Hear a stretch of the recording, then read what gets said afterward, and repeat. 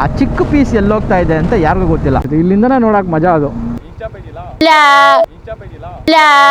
ದೇವ್ರು ನೋಡಕ್ಕೂ ದುಡ್ಡು ಕೊಡಂಗ ಆಗ್ಬಿಟ್ಟೈತೆ, ಏನು ಮಾಡೋದು.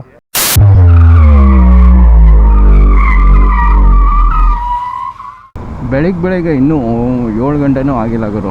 ಇದು ರಾಜ್ಕುಮಾರ್ ಸಮಾಧಿ ಫ್ಲೈಓವರ್. ಇದು ಎಷ್ಟು ವೆಹಿಕಲ್ಸ್ ಇದೆ ನೋಡ್ರಿ. ಗುರುವಾರ ಇವತ್ತು. ಸೊ ಈ ಹಾಸನ್ ರೋಡು ತುಮಕೂರು ರೋಡ್ ತೊಗೊಳ್ಳೋರು ರಾಜ್ಕುಮಾರ್ ಸಮಾಧಿ ಮೇಲೆ ಬಂದರೆ ಸ್ಟ್ರೈಟ್ ಹೋಗ್ಬಿಡ್ರಿ. ಸ್ಟ್ರೈಟ್ ಹೋದರೆ ಸಿಗ್ನಲ್ಗೆ ಹಾಕೊತೀವಿ, ಗೊರಗುಂಟೆಪಾಳ್ಯ ಸಿಗ್ನಲ್ಗೆ. ಸೊ ಇಲ್ಲಿ ಬಂದ್ಬಿಟ್ಟು ಲೆಫ್ಟ್ ಎತ್ಕೊಂಡ್ಬಿಡ್ಬೇಕು. ಲೆಫ್ಟ್ ಎತ್ಕೊಂಡ್ರೆ ಅಲ್ಲಿ ಫ್ಲೈಓವರಿಗೆ ಜಾಯ್ನ್ ಆಗುತ್ತೆ. ಅದು ಟೈರ್ ಹಗ್ಗರ್ ನೋಡ್ರಿ ಯಾವ ರೇಂಜಿಗೆ ಅಳ್ಳಾಡ್ತಾ ಇದೆ ಅದು ವೇಸ್ಟಾಗಿ. ಅದ್ರಲ್ಲಿ ಮೊದಲೇ ಮಣ್ಣಾರ್ತೈತೆ ಅಂತ ಒದ್ದಾಡ್ತಾವನು. ನಮಸ್ಕಾರ ಕರ್ನಾಡು, ಎಲ್ಲರೂ ಹೇಗಿದ್ದೀರಾ? ಇವತ್ತು ನಾವು ಪಂಚಮುಖಿ ಆಂಜನೇಯ ಸ್ವಾಮಿ ಟೆಂಪಲ್ಗೆ ಹೋಗ್ತಾಯಿದ್ದೀವಿ, ಕುಣಿಗಲ್ ಹತ್ರ ಇರೋದಕ್ಕೆ. ಇವತ್ತು ಡೇಟ್ ಬಂದುಬಿಟ್ಟು 8/8/2024. ಇವತ್ತೇನೋ ವಿಶೇಷ ಅಂತಪ್ಪ. ಗುರುವಾರ ಬೇರೆ. ಒಂದು ಹೋಗ್ಬಿಟ್ಟು ಬಾಸ್ಗೊಂದು ನಮಸ್ಕಾರ ಹಾಕೊಂಬರೋಣ ಅಂತ. ನನ್ನ ಜೊತೆಗೆ ಇವತ್ತು ನನ್ನ ಫ್ರೆಂಡ್ ಇದ್ದಾನೆ. ಅವನದು RTR 310. ಅದು ಹೊಸ ಗಾಡಿ. ಅದರಲ್ಲಿ ಇನ್ನೂ ಒದ್ದು ಟ್ರಿಪ್ಪು ಮಾಡಿರಲಿಲ್ಲ ಅವನು. ನೋಡ್ರಿ, ಅಲ್ಲಿ ನಾವು ಗೊರಗುಂಟೆಪಾಳ್ಯಕ್ಕೆ ಸ್ಟ್ರೈಟ್ ಹೋಗಿಲ್ಲ ಅಂದರೆ ಲೆಫ್ಟ್ ತೊಗೊಂಡ್ರೆ ಒಳಗಡೆ ಬಂದರೆ ಇಲ್ಲಿ ಫ್ಲೈಓವರ್ಗೆ ಜಾಯ್ನ್ ಆಗ್ತೀವಿ.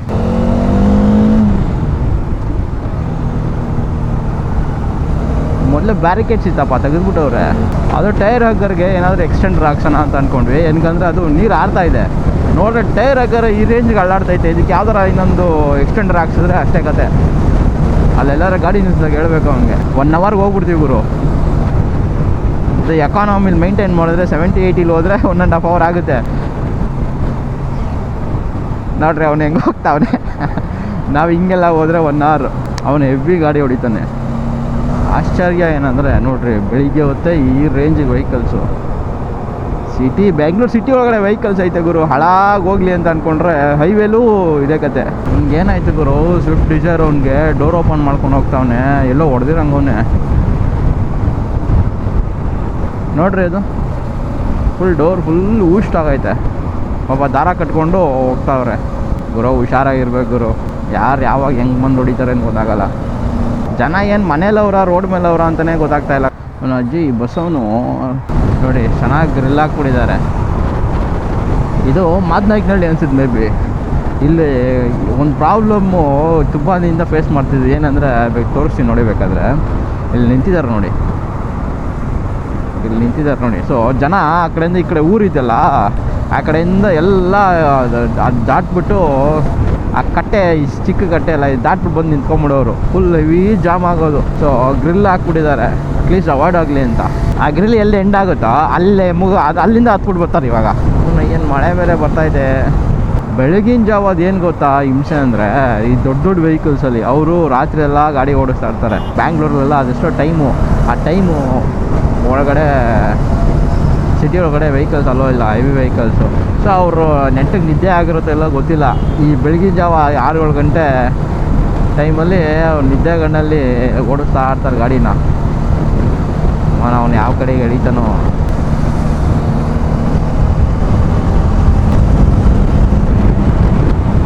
ಮೊನ್ನೆ ತಾನೇ ಗಾಡಿ ವಾಶ್ ಮಾಡಿಸ್ತಾ ಇದ್ದೀನಿ. ಇದಕ್ಕಿಂತ ಸರ್ವಿಸಿಗೆ ಟೈಮ್ ಐತೆ. ವಾಶ್ ಮಾಡಿಸಿದೆ ಅಷ್ಟೇ. ಎಲ್ಲೆಲ್ಲ ಗಲೀಜಿರುತ್ತೆ, ಚೈನಲ್ಲೆಲ್ಲ ಗಲೀಜಿರುತ್ತಲ್ಲ ಅದೆಲ್ಲ ಕ್ಲಿಯರ್ ಹೋಗಿದೆ. ಯಾಕಂದ್ರೆ ಗಾಡಿ ಥ್ರಾಟ್ಲ್ ಓಪನ್ ಮಾಡೋ ಸಾಕು ನುಗ್ತೈತೆ ಡಾಮಿನರು. ನಾನು ನಿಮಗೆ ಲಾಸ್ಟ್ ವಿಡಿಯೋದಲ್ಲಿ ಹೇಳಿದ್ನಲ್ಲ ನೋಡಿರಿ, ಹಾಸನ್ ಹೈವೇನಲ್ಲಿ ಇವತ್ತು ಮಳೆನೂ ಬರ್ತಿದೆ, ಮಂಜು ಇದೆ. ಯೂಶ್ವಲಾಗಿ ಈ ಥರ ಇರ್ತಿತ್ತು ರೋಡ್ ಮುಂಚೆ. ರೋಡ್ ಫುಲ್ ಖಾಲಿ, ಡ್ರಿಸ್ಲಿಂಗು, ಆಮೇಲೆ ಫಾಗು. ಸೊ ಇದು ತಂದೂರಿ ಚಾಯ್ ಅಡ್ಡ. ನಾವು ಹಾಸನ್ಗೆ ಹೋಗ್ತೀವಿ ಅಂದರೆ ಸ್ಟ್ರೈಟ್ ಹೋಗಬೇಕು. ಹಾಸನ್ನು ಯಡಿಯೂರೆಲ್ಲ ಕುಣಿಗಲ್ಲು, ಅದು ಈ ಪಂಚಮುಖಿ ಆಂಜನೇಯ ಸ್ವಾಮಿ ಟೆಂಪಲ್ಗೆ ಹೋಗ್ತೀವಿ ಅಂತಂದರೆ ಇಲ್ಲಿ ಬೈಪಾಸಲ್ಲಿ ಲೆಫ್ಟ್ ತೊಗೋಬೇಕು. ಇದನ್ನು ಕುಣಿಗಲ್ ಬೈಪಾಸ್ ಅಂತ ಅಂತಾರೆ. ಸೊ ಇಲ್ಲಿಂದ ಒಂದು ಲೆಫ್ಟ್ ಇದೆ ನೋಡಿ. ಇಲ್ಲಿ ಲೆಫ್ಟ್ ತೊಗೊಂಡು ಅಂಡರ್ ಪಾಸಿಂದ ರೈಟ್ ತೊಗೊಂಡ್ರೆ ಕುಣಿಗಲ್ ಒಳಗಡೆ ಹೋಗ್ತೀವಿ, ಕುಣಿಗಲ್ ಊರೊಳಗಡೆ ಹೋಗ್ತೀವಿ. ಸೊ ಇವತ್ತೊಂದು ಬೆಂಕಿ ಬ್ರೇಕ್ಫಾಸ್ಟು ಸ್ಪಾಟಿಗೆ ಕರ್ಕೊಂಡು ಹೋಗ್ತೀನಿ ಬನ್ನಿರಿ. ಈ ಬ್ರೇಕ್ಫಾಸ್ಟು ಸ್ಪಾಟು, ಈ ಹೋಟೆಲ್ಲು ನಾವು ಚಿಕ್ಕ ವಯಸ್ಸಿಂದ ಊರಿಗೆ ಹೋಗ್ಬೇಕಾದ್ರೆ ಯಾವಾಗಲೂ ಇಲ್ಲೇ ತಿನ್ಕೊಂಡು ಹೋಗೋದು. ಇವತ್ತು ನಮ್ಮ ಹುಡುಗಂಗೂ ಟೇಸ್ಟ್ ಮಾಡ್ಸೋಣ ಅಲ್ಲಿ ಅಂತ. ಈ ಕೆರೆಯಲ್ಲೆಲ್ಲ ಮೀನು ಹಿಡಿದಿದ್ದೀವಿ ಗುರು. ಎಲ್ಲ ಹಿಡಿಬೇಕು ಅಂತ ಅನ್ಕೊಂಡಿದ್ವಿ, ಯಾವತ್ತೂ ಬಂದಿರಲಿಲ್ಲ. ಇಲ್ಲಿಂದ ಸಿಂಗಲ್ ಲೈನು, ಒಂದೇ ರೋಡು. ಆ ಕಡೆನೂ ಗಾಡಿ ಬರ್ತಾ ಇರ್ತದೆ, ಸ್ವಲ್ಪ ಹುಷಾರಾಗಿರಬೇಕು. ಮೊನ್ನೆ ಒಂದು ವಿಡಿಯೋ ನೋಡ್ತಾ ಇದ್ದೆ, ಅದು ಶೇರ್ ಮಾಡೋಣ ಅಂತ ಅಂದ್ಕೊಂಡೆ. ಅದು ನಾನು ಶೇರ್ ಮಾಡ್ತೀನಿ ಡಿಸ್ಕ್ರಿಪ್ಷನಲ್ಲಿ, ಆ ವಿಡಿಯೋ ಲಿಂಕನ್ನು ಎತ್ಬಿಟ್ಟು ಹಾಕ್ತೀನಿ. ಏನಪ್ಪ ಅಂದರೆ ಪ್ಲಾಸ್ಟಿಕ್ಕು ಬಗ್ಗೆ ಏನು ಒಂದು ಅದು ನಾಲೆಡ್ಜ್ ಗೊತ್ತು ಎಲ್ರಿಗೂ. ಪ್ಲಾಸ್ಟಿಕ್ಕು ಒಳ್ಳೆಯದಲ್ಲ, ಅದನ್ನು ಅವಾಯ್ಡ್ ಮಾಡಬೇಕು, ಹಂಗೆ ಹಿಂಗೆ ಅಂತೆಲ್ಲ ಎಲ್ರಿಗೂ ಗೊತ್ತು. ನನಗೆ ಆಶ್ಚರ್ಯ ಅನಿಸಿದ ವಿಷಯ ಇದು. ನಮ್ಮ ಸರ್ಕಾರದಿಂದನೂ ಇವಾಗ ಪ್ಲಾಸ್ಟಿಕ್ನ ಕವರ್ಸ್ ಎಲ್ಲ ಆಲ್ಮೋಸ್ಟ್ ಬ್ಯಾನ್ ಮಾಡಿದ್ದಾರೆ, ಎಲ್ಲೂ ಸಿಗ್ತಾಯಿಲ್ಲ. ಒಳ್ಳೆಯ ವಿಷಯ. ಆದರೆ ಈ ಹಾಲಿನ ಪ್ಯಾಕೆಟ್ ಬರೋದು ಗೊತ್ತಾ, ಈ ಹಾಲಿನ ಪ್ಯಾಕೆಟ್ನ ಪ್ಲಾಸ್ಟಿಕಲ್ಲೇ ಇರೋದು. ಸೊ ನಮಗೆಲ್ಲರೂ ಗೊತ್ತು, ನಾವು we are aware of disadvantages of plastic. So ನಾವೇನು ಮಾಡ್ತೀವಿ, ಹಾಲು ತೊಗೊಂಡ್ಬರ್ತೀವಿ, ಪ್ಯಾಕೆಟು ಕಟ್ ಮಾಡಿಬಿಟ್ಟು ಹಾಲೇ ಯೂಸ್ ಮಾಡಿಕೊಂಡು ಪ್ಯಾಕೆಟ್ನ ನೀಟಾಗಿ ಕಸಿನ ಬುಟ್ಟಿಯಲ್ಲಿ ಹಾಕ್ತೀವಿ. ನಮ್ಮ BBMP ಅವರು ಕಸ ತೊಗೊಂಡೋಗೋರು ನೀಟಾಗಿ ಅದನ್ನ ಸೆಗ್ರಿಗೇಟ್ ಮಾಡಿಕೊಂಡು ಹಾಲಿನ ಪ್ಯಾಕೆಟ್ನ ನೀಟಾಗಿ ಆ ಪ್ಲಾಸ್ಟಿಕ್ಕು ವೇಸ್ಟು ಕಡೆಗೆ ತಗೊಂಡು ರೀಸೈಕಲ್ ಆಗುತ್ತೆ ನೀಟಾಗಿ. ಆದರೆ ಇಲ್ಲೇ ಒಂದು ಕ್ಯಾಚ್ ಇದೆ, ಏನಂದರೆ ಈ ಹಾಲಿನ ಪ್ಯಾಕೆಟ್ ಕಟ್ ಮಾಡ್ತೀವಿ ಗೊತ್ತಾ, ಕಟ್ ಮಾಡಿದಾಗ ಅದೊಂದು ತುದಿ ಚಿಕ್ಕದು ಕಟ್ ಆಗುತ್ತಲ್ಲ, ಆ ಚಿಕ್ಕ ಪೀಸ್ ಎಲ್ಲೋಗ್ತಾ ಇದೆ ಅಂತ ಯಾರಿಗೂ ಗೊತ್ತಿಲ್ಲ. ಹಿಂದೆ ಇರೋ ದೊಡ್ಡ ಕವರ್ನ ನೀಟಾಗಿ ಬಿಸಾಕ್ತೀವಿ ಕಸಕ್ಕೆ, ಆದರೆ ಆ ಚಿಕ್ಕ ಪೀಸು ಯಾರ ಕೈಲೂ ಸಿಗ್ತಾ ಇಲ್ಲ. ನಾವ್ಯಾರು ಅದನ್ನು ಸುಮ್ಮನೆ ಕಸಕ್ಕೆ ಗುಡಿಸ್ಬಿಟ್ಟು ಬಿಟ್ಬಿಡ್ತೀವಿ. ಕಸ ತೊಗೊಂಡೋಗಿ BBMP ಅವ್ರಿಗೂ ಅದನ್ನು ಸೆಗ್ರಿಗೇಟ್ ಮಾಡೋಕ್ಕಾಗಲ್ಲ. ದೊಡ್ಡ ಕವರ್ ಎತ್ಕೊಂತಾರೆ ಅವರು, ಚಿಕ್ಕ ತುದಿನ ಎತ್ಕೊಳ್ಳೋಕ್ಕಾಗಲ್ಲ ಅವ್ರ ಕೈಲಿ. ಸೊ ಆ ಥರ ಚಿಕ್ಕ ತುದಿಗಳು, ಫಾರ್ ಎಕ್ಸಾಂಪಲ್ ಇವಾಗ ನಮ್ಮ ಏರಿಯಾದಲ್ಲಿ ಒಂದು 500 ಮನೆ ಇರುತ್ತೆ, 500 ಮನೆಗೆ 500 ಹಾಲಿನ ಪ್ಯಾಕೆಟ್ ಹೋಗುತ್ತೆ ಅಂತ ಇಟ್ಕೊಳ್ಳಿ. ಸೊ 500 ಚಿಕ್ಕ ಪೀಸ್ಗಳು ಇರ್ತವೆ. 500 ಚಿಕ್ಕ ಪೀಸ್ ಎಲ್ಲ ಹೋಗ್ತವೆ ಅಂತ ಗೊತ್ತಲ್ಲ. ಅದೇ ಇವಾಗ ಎಲ್ಲ ಕಡೆಯಿಂದ, ಫಾರ್ ಎಕ್ಸಾಂಪಲ್ ಇಂಡಿಯಾದಲ್ಲೇ ಅಂತ ಅಂದ್ಕೊಳ್ಳಿ, ಇಂಡಿಯಾದಲ್ಲಿ ಎಷ್ಟು ಜನ ಹಾಲಿನ ಪ್ಯಾಕೆಟು ಖರೀದಿ ಮಾಡ್ತಾರೆ. ಫಾರ್ ಎಕ್ಸಾಂಪಲ್ ಇವಾಗ ಒಂದು ದಿನಾಗ ಒಂದು ಕೋಟಿ ಹಾಲಿನ ಪ್ಯಾಕೆಟ್ ಸೇಲ್ ಆಗುತ್ತೆ ಅಂತ ಇಟ್ಕೊಳ್ಳಿ. 1 ಕೋಟಿ ಚಿಕ್ಕ ಪ್ಲಾಸ್ಟಿಕ್ಕು ಎಲ್ಲಿ ಹೋಗ್ತದೆ ಅಂತ ಗೊತ್ತಲ್ಲ. ಅದೇ ಅಕ್ಯುಮುಲೇಟ್ ಆಗಿ ಆಗಿ ಆಗಿ ಆಗಿ ಅದೆಷ್ಟೋ ಪೊಲ್ಯೂಷನ್ನ ಕ್ರಿಯೇಟ್ ಮಾಡ್ತದೆ ಅಂತ. ಅದು ಫುಲ್ಲು ಕಂಪ್ಲೀಟ್ ವೀಡಿಯೋನ ಡಿಸ್ಕ್ರಿಪ್ಷನಲ್ಲಿ ಹಾಕಿರ್ತೀನಿ ನೋಡ್ರಿ. ಸೊ ನಾನು ಹೇಳೋದೇನೆಂದರೆ, ಇನ್ಮೇಲಿಂದ ಅಟ್ಲೀಸ್ಟ್ ಈ ವಿಡಿಯೋ ನೋಡೋರು ಯಾರಾದ್ರೂ ಆ ಪ್ಲಾಸ್ಟಿಕ್ ಚೂರು ಏನಿದೆ ಲಾಸ್ಟು ಕೊನೆಯದು, ಅದನ್ನು ಒಂದು ಕಡೆ ನೀಟಾಗಿ ಹಾಕೋಕ್ಕೆ ಟ್ರೈ ಮಾಡಿ. ಅಟ್ಲೀಸ್ಟ್ ಇಲ್ಲ ದೊಡ್ಡ ಹಾಲಿನ ಪ್ಯಾಕೆಟ್ ಇರುತ್ತಲ್ಲ ಅದ್ರೊಳಗಡೆ ಹಾಕ್ಬಿಡಿ. ಅದನ್ನು ಹೆಂಗೋ ನಮ್ಮ BBMP ಅವ್ರ ಕೈಗೆ ಸಿಗುತ್ತೆ, ಅಥವಾ ಕಸ ಸೆಗ್ರಿಗೇಟ್ ಮಾಡೋರ ಕೈಗೆ ಸಿಗುತ್ತೆ, ಅದೆಲ್ಲೂ ಬಿದೋಗಲ್ಲ. ಅಟ್ಲೀಸ್ಟು ಅದನ್ನು ಒಂದು ಸ್ವಲ್ಪ ನಮ್ಮ ಕೈಲಿ ಎಷ್ಟಾಗುತ್ತೋ ಅಷ್ಟು ನಾವು ಪ್ರಯತ್ನ ಪಡೋಣ ಗುರು. ಯಾಕಂದರೆ ನಾವು ಇವತ್ತು ಏನು ಸೇವ್ ಮಾಡ್ತೀವಿ ಎನ್ವಿರಾನ್ಮೆಂಟ್ನ, ಅದು ಮುಂದೆ ಒಂದು ದಿನ ಡೌನ್ ದ ಲೈನ್ 5-10 ವರ್ಷ ಆದಮೇಲೆ ನಮಗೆ ಹೆಲ್ಪ್ ಆಗುತ್ತೆ. ನಮ್ಮ ನೆಕ್ಸ್ಟ್ ಜನ್ರೇಷನ್ಗೆ ಹೆಲ್ಪ್ ಆಗೋದು ಸೆಕೆಂಡ್ರಿ, ನಮಗೆ ಹೆಲ್ಪ್ ಆಗುತ್ತೆ ಅದು. ನಾವು ಇವತ್ತು ಹೆಂಗೆ ಬೇಕು ಹಂಗೆ ಹಾಳು ಮಾಡ್ಕೊಂಡು ಹೋದರೆ ಏನಿಲ್ಲ, ಇನ್ನೊಂದು 5-10 ವರ್ಷ ನಾವೇ ಒಡ್ಸ್ಕೊಳ್ಳೋದು. ಸೊ ಸಾಧ್ಯವಾದಷ್ಟು ಉಳಿಸ್ಕೊಳ್ಳೋಕೆ ಟ್ರೈ ಮಾಡೋಣ.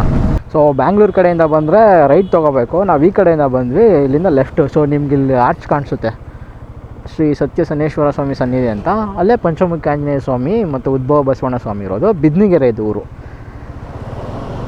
ಇದು ಒಳಗಡೆ ಒಂದು ಸ್ವಲ್ಪ ದೂರ ಹೋಗಬೇಕು. ಸೊ ಇಲ್ಲಿಂದ ಒಂದು 2 ಕಿಲೋಮೀಟ್ರ್ ಇರಬೇಕು ಒಳಗಡೆಗೆ. ಈ ಸ್ಟ್ಯಾಚ್ಯೂಸ್ ಮಾತ್ರ ಅಂತಲ್ಲ, ಎಲ್ಲ ಸ್ಟ್ಯಾಚ್ಯೂದೂ ಅದೇ ಕಥೆನೇ. ದೂರದಿಂದ ಸಾಕಾಗಿದೆ, ಹತ್ರದಿಂದ ಹೋದರೆ ಏನೂ ಕಾಣಿಸಲ್ಲ. ಆಂಜನೇಯ ಸ್ವಾಮಿದು ಪಾದ ಇದೆ ಗೊತ್ತಾ, ಆ ಪಾದದಷ್ಟು ಉದ್ದನೂ ಇಲ್ಲ. ನಾವು ನೋಡ್ರಿ ಅದು ಕಾಣಿಸ್ತಾ ಇದೆ ಆ ಕಡೆ, ಇಲ್ಲಿಂದನೂ ಚೆನ್ನಾಗಿ ಕಾಣಿಸುತ್ತೆ. ಇಲ್ಲಿಂದನೇ ನೋಡೋಕೆ ಮಜಾ ಅದು.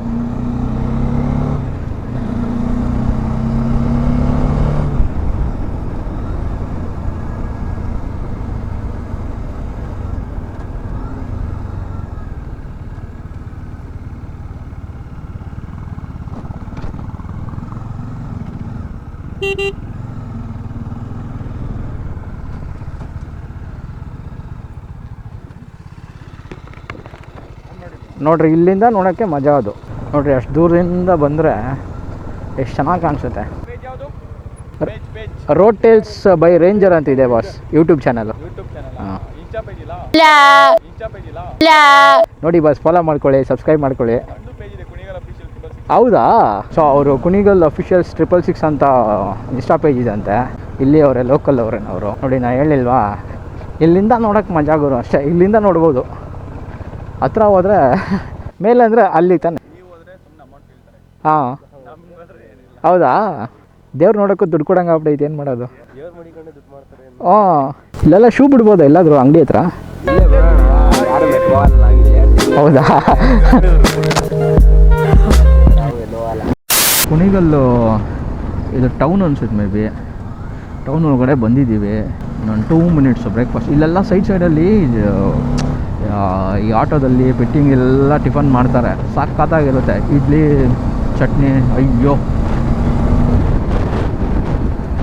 ಬಟ್ ಇವತ್ತು ಸ್ಪೆಸಿಫಿಕ್ಕಾಗಿ ಬೆಣ್ಣೆ ದೋಸೆಗೆ ಹೋಗುವ ಅಂತ. ನಮ್ಮ ಬೆಂಗಳೂರಲ್ಲಿ ನಮ್ಮ ಏರಿಯಾದಲ್ಲಿ ಒಂದು ದಾವಣಗೆರೆ ಬೆಣ್ಣೆ ದೋಸೆ ಅಂತ ಹೋಟ್ಲಿದೆ. ಅದರಲ್ಲಿ ಬೆಣ್ಣೆ ಒಳ್ಳೆ ಕಾಣಿಸ್ತಾರದೆ. ಕುಣಿಗಲ್ ಕೆರೆ ಫುಲ್ ತುಂಬಿದೆ ಗುರು. ಒಂದು ವಿಡಿಯೋ ಇದೆ, ಇಲ್ಲಿ ಬಸ್ ಬಂದಿದ್ದು ಗೌರ್ಮೆಂಟ್ ಬಸ್ ಸ್ಟ್ಯಾಂಡ್. ಇಲ್ಲಿ ಬಸ್ ಬಂದು ಟರ್ನ್ ಆಗುತ್ತೆ, ಆ ಕಡೆಯಿಂದ ಒಬ್ಬ ಯಾರೋ ಸೂಪರ್ ವೆಹಿಕಲ್ ಬಂದ್ಬಿಟ್ಟು ಬಸ್ಸು ಹೊಡಿತಾನೆ ಗುರು. ಆ ವಿಡಿಯೋ ನೋಡೋಣ ಸಿಕ್ಕಿದ್ರೆ. Speeding bike colliding with KSRTC. In fact, he was flung and then thankfully survived because of the helmet he had on. So ಅದಕ್ಕೆ ಹೇಳೋದು, when you are inside city ಒಳಗಡೆ ಇದ್ದಾಗ ಎಷ್ಟು ಸ್ಲೋ ಆಗಿ ಹೋಗಾಗುತ್ತೋ ಅಷ್ಟು ಸ್ಲೋ ಆಗಿ ಹೋಗ್ಬಿಡಿ. ಅಂದರೆ ಸ್ಲೋ ಅಂದರೆ 20-30 ಅಲ್ಲ, ನಿಮ್ಮ ಕಂಟ್ರೋಲಲ್ಲಿ. ಇದು ಸರ್ಕಲ್, ಇಲ್ಲಿ ರೈಟ್ ಹೋಗಬೇಕು. ಸೊ ಅಷ್ಟು ಬನ್ನಿ.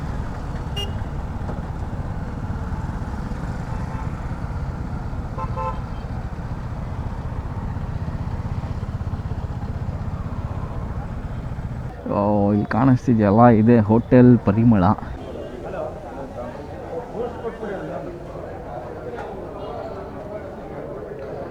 ಬೇಜಾನ್ ಜನ ಇದ್ದಾರೆ. ಕೂರಕ್ಕೆ ಜಾಗ ಸಿಗೋದು ಡೌಟು. ಟೋಕನ್ ತೊಗೊಂಡು ಹೋಗಬೇಕು. ಸೆಲ್ಫ್ ಸರ್ವಿಸ್ ಇಲ್ಲಿ. ಹಾಂ,